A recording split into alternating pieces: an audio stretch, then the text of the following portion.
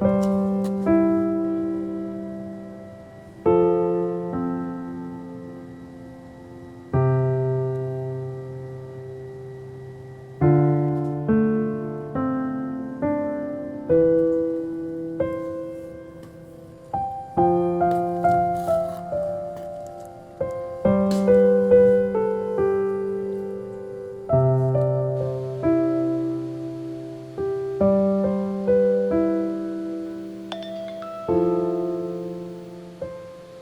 ngày hôm nay anh đã không dám gọi cho em.